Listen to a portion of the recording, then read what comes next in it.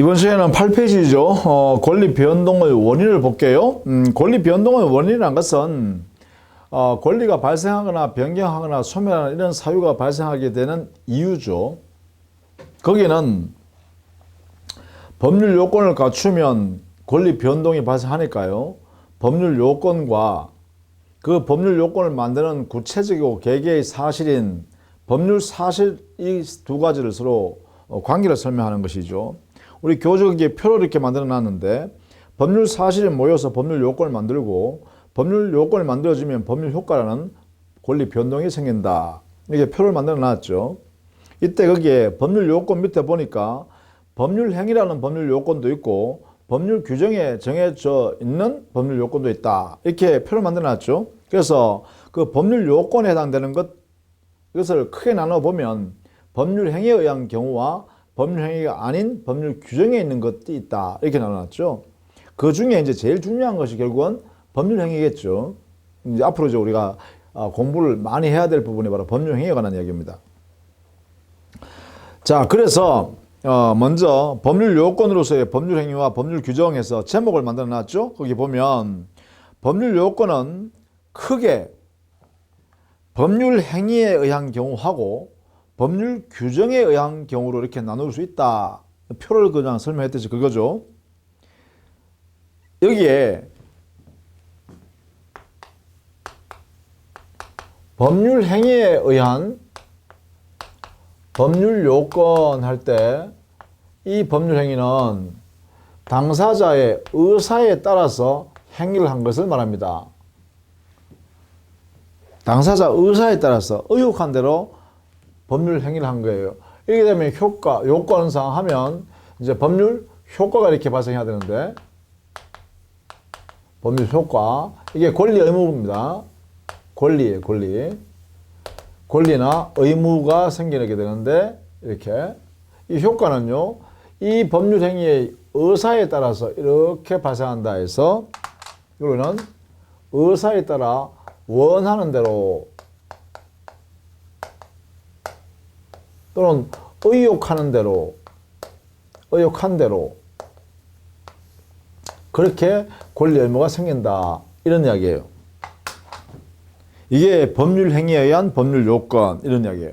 법률 행위에 의한 법률 요건은 당사자가 원하는 대로 이 의사대로 권리 의무가는 법률 효과가 생긴다. 법률 규정에 의한 법률 요건은 여기에요. 법률 규정에 여기서 만들어 놓은 법률 요건은 당연히요, 법률 규정에 그대로 정해놓은 요건이니까 법률 규정에서 정해진 법률 효과가 발생할 뿐이에요. 법률 효과가 이렇게 발생할 텐데 역시 법률 효과는 권리나 의무를 말합니다. 예. 자, 이게 말입니다. 이 권리나 의무라는 법률 효과가 어디서 나오냐 하면 여기에 법률 규정에서 이미 그대로 규정되어 있다. 그래죠. 규정되어 있는 대로 권리 의무가 생긴다. 이게 되는 거예요. 이런 영역에서 보면 바로 사적 자치라는 말을 하게 되는데 이게 사적 자치, 이게 무슨 말이냐면 개인이 스스로 알아서 재산관계나 그 다음에 신분관계를 만든다는 것인데 이 사적 자치를 실현은 결국은 개인이 알아서 하는 영역이니까 당사자가 원하는 대로 하게 되는 것을 말하죠. 그러면 사적 자치를 실현하는 것은 바로 법률 행위의 이 의도에 따라서 이루어진다. 이게 원하는 대로 되니까. 그럼 결국은 이렇게 됩니다. 사적 자치의 실현 수단이 바로 법률 행위에 의해서 이루어진다. 이렇게 말할 수 있겠죠. 이 사적 자치는 우리 민법이 실현하려고 하는 것입니다. 자, 민법. 자, 우리가 앞으로 민법을 공부하는데 민법은 뭐냐? 개인과 개인 사이에 법률 관계를 민법적으로 하는 법률 관계가 재산 관계를 만들거나 신분 관계를 만들 때 여기에 민법이 끼어듭니다. 이게. 그래서 이 개인과 개인 사이에 뭐가 발생한다? 그래요. 재산관계, 신분관계는 법률관계를 만들게 돼요. 이렇게. 왜? 민법이 끼어들었으니까요. 그러면 개인과 개인 사이에 법률관계 됐으니까 결국은 법률관계를 뭐라 했어요? 우리는 전 시간에 권리, 의무 관계가 이래야 된다 했죠? 이렇게. 그러면 재산에 관한 권리, 의무 관계, 신분에 관한 권리, 의무 관계를 만드는데 이 민법이 끼어든다. 자, 이때 개인과 개인은 개인이 알아서 할 수 있는 영역을 최대한 보장해 주겠다는 것이 민법의 이념이에요. 이게 바로 민법의 이념이다 이 말이죠. 개인이 알아서 이런 재산관계나 신분관계를 이루어라 이런 거예요. 그래서 민법의 이념은 바로 사적 자치의 실현입니다. 이렇게 해석한다는 것이죠. 이렇게 사적 자치의 실현이 바로 이게 민법의 이념이다. 그 민법의 이념을 실현하는 가장 중요한 수단이 뭐냐라고 하면 바로 법률행위다. 법률행위. 자, 그것이 8페이지에 제일 밑에 있는 양괄로 2번. 그렇죠? 제일 밑에 있는 양괄로 2번. 여기에 설명하고 있어요. 양괄로 2번에 보시면 사적 자치의 원칙을 기본 원리로 하는 민법에 있어서 가장 중요한 법률 요건은 역시 법률행위다. 왜냐하면 이 법률행위에 의하여 원하는 대로 권리 의무 관계를 만든다 했잖아. 그러면 개인이 원하는 대로 권리 의무를 만들어내는 것이 뭐냐? 법률행위란 거잖아. 그러면 이 법률행위가 바로 사적 자치를 실현할 수 있는 방법이다. 그죠? 수단이란 거예요. 자, 그래서 우리가 배우고 있는 여러 가지 사례 중에서도 법률행위와 관계되는 것이 가장 중요하다는 거예요. 그래서 이 법률행위가 지금 뭔지는 모르지만 좌우지간 사람의 행위 중에 법률행위라는 것이 가장 중요한 내용이다라는 거예요. 지금 법률행위를 안 배웠으니까 법률행위가 뭔지는 몰라요. 좌우지간 사람이 의도적으로 의사를 가지고 행위를 한 것을 말하는데 그 법률행위라는 행위가 바로 민법의 이념인 개인이 알아서 할 수 있는 역량을 마음대로 할 수 있도록 하는 것이 바로 법률행위다. 그 법률행위를 통해서 권리 의무를 마음대로 원하는 대로 만들어낸다는 거예요. 그래서 이 법률을 근거로 해가지고 자유롭게 권리 의무를 만들어낸다. 이게 바로 원하는 대로라는 것이에요. 자, 그러면 법률행위, 이게 이제 앞으로 우리가 공부해야 될 중요한 내용입니다. 자, 그러면 우리는 법률 요건을 만드는 법률 요건 들어가는 사실들이 있을 거예요. 개개의 사실. 그걸 우리는 법률 사실이라고 한다겠죠.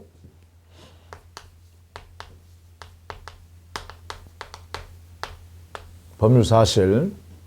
이 법률 사실은 여러 가지 현상으로 이제 분석을 할 수 있어요. 분류를 할 수 있어요. 성격을 가지고 분류를 할 수 있을 텐데 이것은 우리 교재 9페이지에 보면 첫 번째 법률 사실은 일반적으로 어떻게 구별을 하냐면 크게요. 사람의 정신작용에 의해서 만들어지는 게 있고 그 사실이요.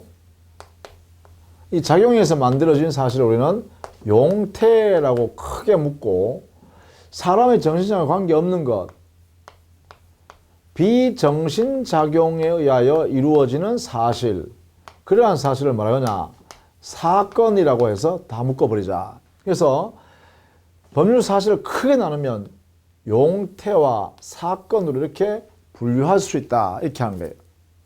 사람의 정신작용에 의해서 만들어지는 사실을 우리는 법률 사실이라고 그러고, 용태라고 그러고, 사람의 정신작용과 관계없이 발생하는 사실을 우리는 사건이라고 한다. 이렇게 나눠보자는 거예요. 그러면 사건의 대표적인 예가 어떤 거냐 하면, 여기에요. 뭐 물건이 파괴된다든가, 또 시간이 경과한다든가, 시간이 흘러가는 거 있죠?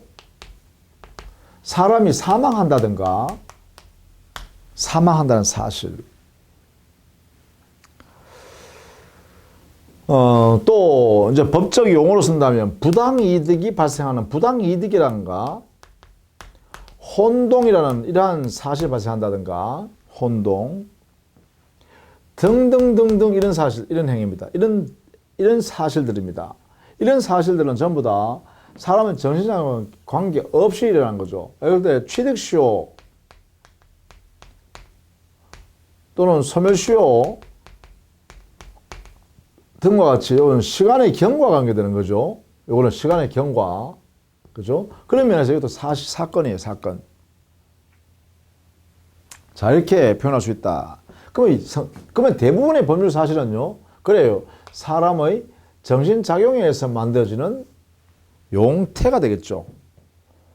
그 용태를 다시 나눠보면 사람의 정신작용에서 밖으로 드러나는 것도 있고, 사람의 머릿속에 그냥 남아있는 것도 있죠. 정신작용으로 남아있는 것. 예컨대 어떤 사실을 사람이 알고 있다는 것, 어떤 사실을 모른다는 것, 이런 건 사람의 내면에 있는 거죠. 밖으로 드러나지 않죠. 뭐 어떤 사실에 대해서 신뢰했다는 것, 믿었다. 이런 것들은 내면에 있는 거죠. 그래서 내부에 있는 용태도 있을 수 있고, 또 외부로 드러나는 것도 있죠.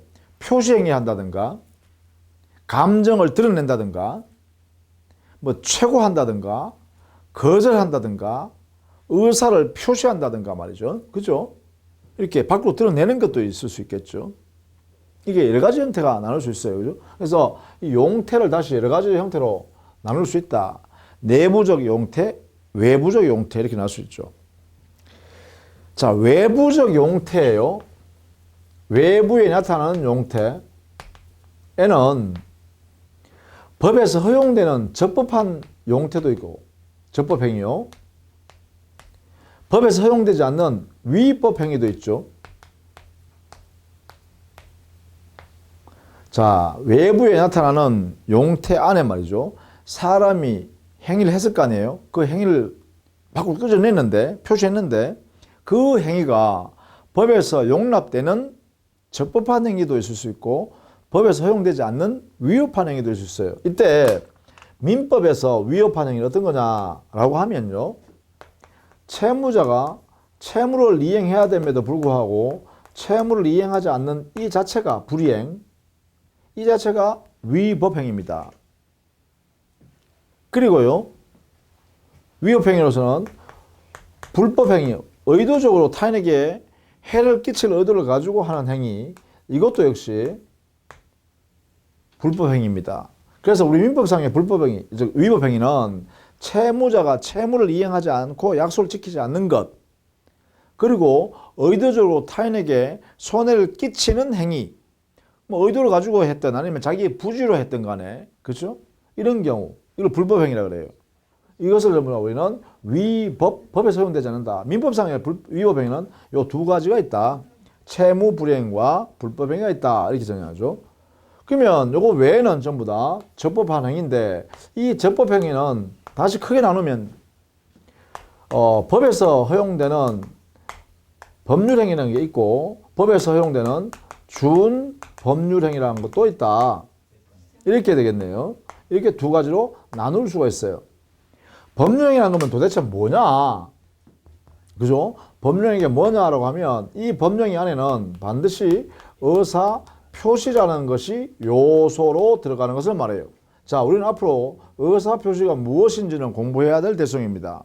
근데 의사 표시라는 요소가 들어가서 만들어낸 행위를 우리는 법률 행위라고 한다. 이렇게 한 거죠. 이렇게.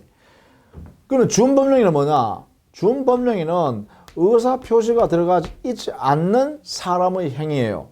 그것을 우리는 준법령이라고 한다. 그죠? 그럼 어떤 행위냐? 의사 표시가 아니라 뭐 채고를 한다든가, 채고 행위, 거절하는 거절 행위가 있다든가, 어떤 사실을 통지하는 통지 행위, 이런 것들은 전부 다 준법령이라 하고 이렇게 구별하겠다는 거예요.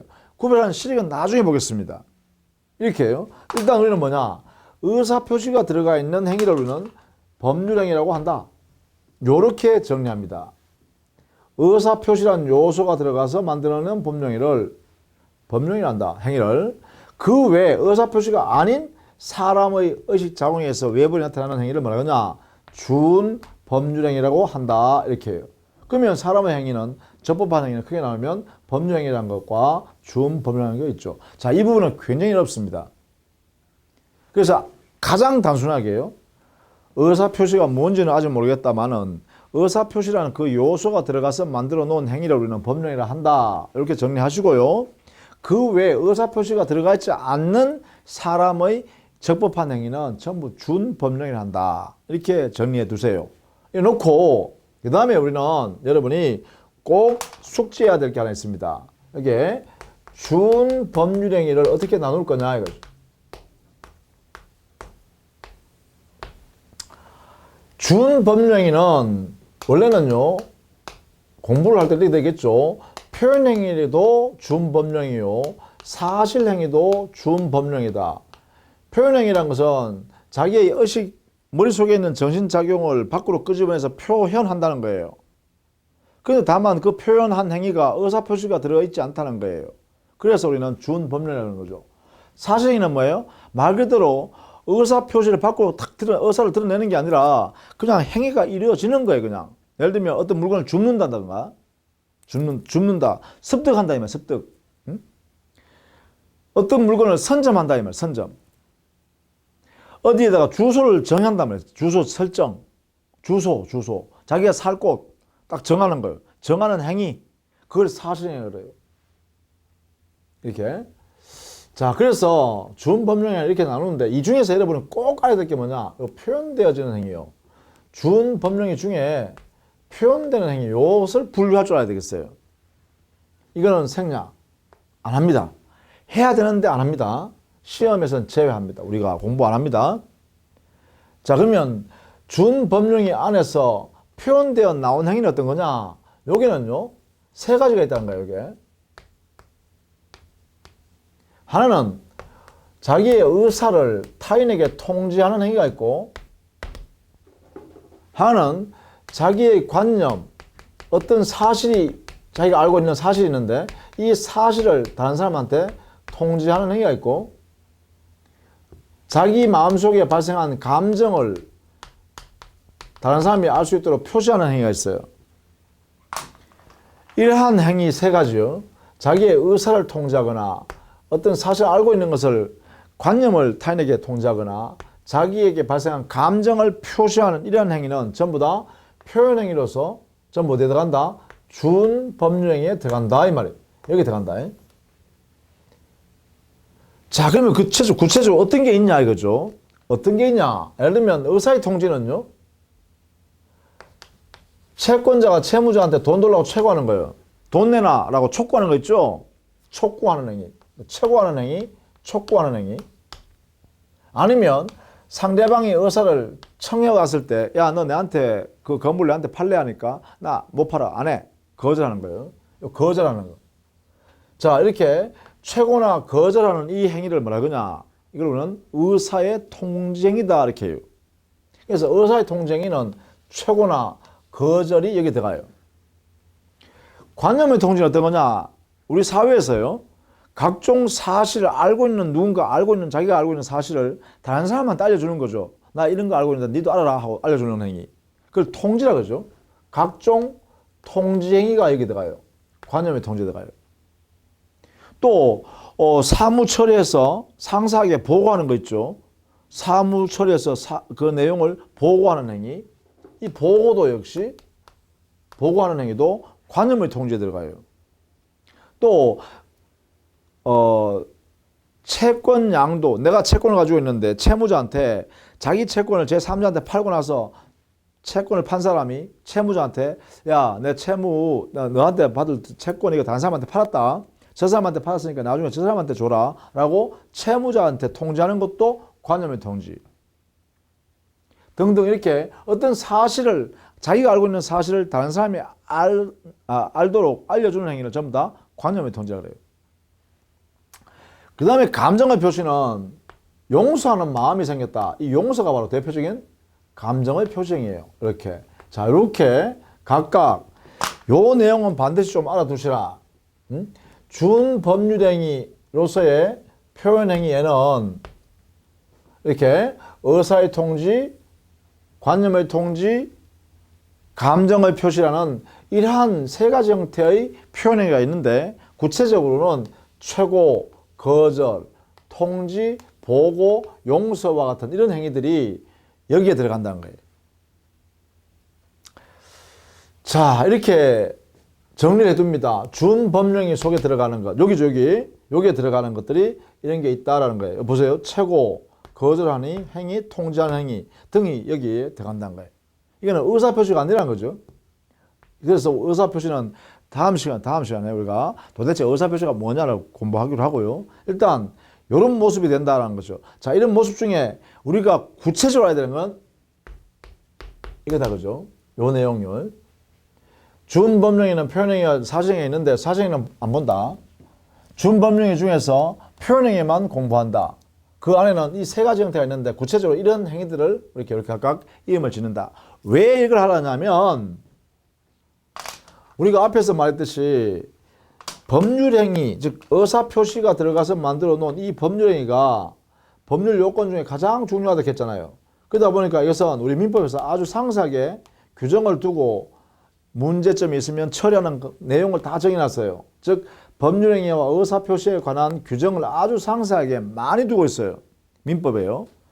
이 규정을 준법령이 여기다가 유추 적용할 수 있다는 거야.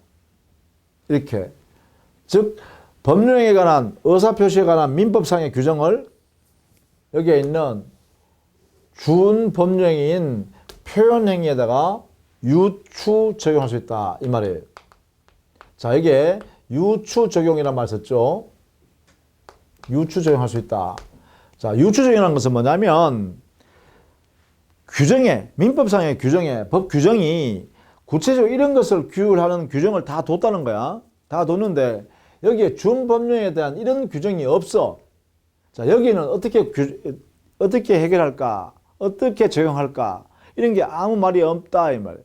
그러면 법적으로 판단하는 기준이 있어야 되잖아. 그때는 여기에 규정이 상세한 규정이 없더라도 여기에 있는 유사한 성격을 갖고 있는 규정이 있으면 그 규정을 여기다 갖다 쓰자. 여기 갖다 적용하자. 이런 것을 뭐라고 하냐? 유추 적용이라고 그래요. 구체적인 규정이 없지만 이 안에 있는 규정 중에서 그 성격이나 구조가 유사하다면 여기에 있는 규정을 여기다 갖다 쓰는 것을 뭐라고 하냐? 유추 적용이라고 그래요. 자, 이런 말을 쓴다 그죠? 유추 적용. 즉 그러면 보세요. 민법의 법률행위에 관한 규정, 민법의 의사표시에 관한 규정은 준법률행위인 표현행위로서의 의사의 통지나 관념의 통지, 특히 의사의 통지나 관념의 통지, 이 영역에는 유추 적용이 가능하다는 거야. 갖다 쓸 수 있다는 거야. 특히 이렇게요. 자, 요 내용을 공부해야 되기 때문에 그렇습니다. 그래서 그러면 법률행위에 관한 또는 의사표시에 관한 민법상의 규정은 어떤 행위에, 즉 법령이 아니지만 어떤 행위에 유추 적용할 수 있냐? 최고. 왜? 준법령에 적용될 수 있으니까. 거절, 준법령이니까 유추 적용할 수 있다. 통지행위, 유추 적용할 수 있다. 이렇게 할 수 있겠죠. 이런 내용이 바로 우리가 공부하고자 하는, 즉 시험 대비로 준비해야 될 내용이다 이 말이죠. 이 부분을 여러분이 꼭 숙지를 해야 됩니다. 이 부분은 암기하셔야 돼요. 어쩔 수 없어요. 뭔지 모르지만 좌우지간 법령을 가지고 개념을 정립할 때는 의사표시가 들어가서 만들어 놓은 행위를 법령이라 한다. 이 법령이와 의사표시는 가장 중요한 것이기 때문에 민법에 상세한 규정을 두고 있다. 그 문제가 있다든가 하는 것을 다루기 위해서 민법에 상세하게 규정해 놨어요. 그런데 법령행위와 유사한 준법령행위라는 것도 있는데 이 준법령행위는 구체적으로 이런 행위를 우리는 표현행위라고 하면서 다루고 있다. 그런데 이 영역에는 법령행위, 의사표시에 관한 민법의 규정을 가져와서 쓸 수 있다.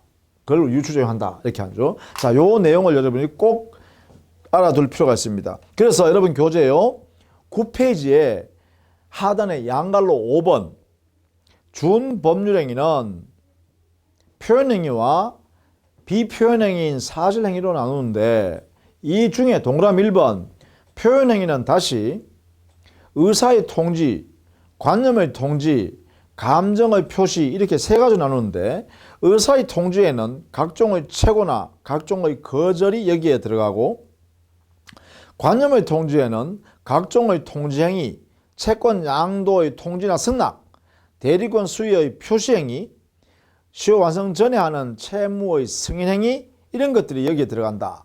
감정의 표시는 그래요. 용서하는 이런 의사가 여기에 들어간다. 이렇게 나왔죠? 요 동그라미 1번에 있는 내용을 반드시 알아두셔야 된다는 거죠.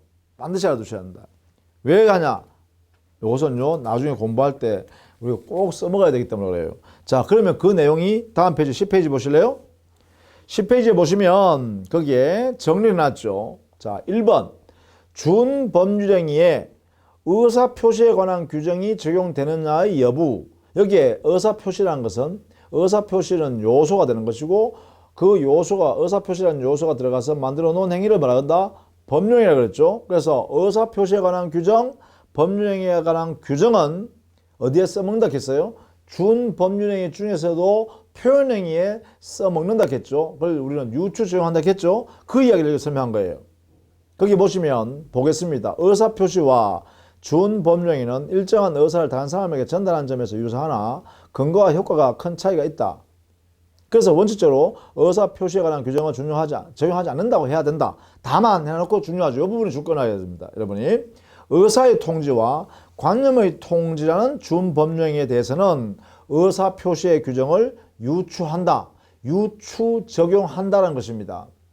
갖다 쓴다는 것이죠. 가지고 와서 쓴다는 거예요. 자, 이 부분을 꼭 알아두셔야겠다라는 것입니다. 자, 그 밑에 참조에 표를 만들어내는 거 참고하면 좋겠죠? 거기에 특히 여러분이 법령이와 준법령이 이렇게 구별하는 거 한번 보세요. 법령에 들어가는 것은 의사표시가 들어가는 행위입니다. 그래서 이 의사표시가 들어가 있는 행위들이 바로 법령이라고 하고 준법령에는 표현행위를 잘 봐두셔야겠죠. 그렇죠? 그렇게 정리를 해 두시면 되겠어요. 그 밑에 제일 밑에는 사건이죠. 사건에 보면 사람의 출생이나 사망, 시간을 경고한다든가 시효제도라든지 그 다음에 재책기간을 경고한다든지 혼화, 혼동, 부하, 부당이득 이런 전부 다 뭐라고요? 이런 것들이 사건, 즉 사람의 정신작용과 관계없다 이 말이죠. 이거죠. 비정신작용에 의해서 발생한 사실을 뭐라 한다? 사건이라고 한다. 그죠? 이렇게 했죠. 자, 이런 내용들로 한번 정리를 해 두시면 좋겠다라는 것입니다. 자, 이렇게 해서요. 법률 사실의 분류를 쭉 살펴봤습니다. 그 중에 여러분 제가 강조했던 거는 반드시 알아두셔야 됩니다. 암기하라 했죠. 이 부분은. 그죠? 준법령이나 반드시 암기하라 했어요. 그죠? 여러분이 반드시 암기를 해 주셔야겠습니다. 이게는 그죠? 이 부분은 우리 시험에 이렇게 유추적용한다는 이 말이 대단히 중요하고 적용되는 영역도 이렇게 다 적용하는 게 아니라 이 부분은 제외하고 위에 있는 의사의 통지나 관념의 통지 이 두 부분에 대해서는 유추적용을 적극적으로 한다는 것입니다. 그러니까 이 부분은 꼭 여러분이 암기라도 해 두셔야겠습니다. 그렇게 부탁드립니다. 자, 다음 시간에는 진짜 이제 법령에 구체적으로 들어갑니다. 제일 중요하다는 법률 요건 중에 가장 중요하다는 이거죠. 이거요.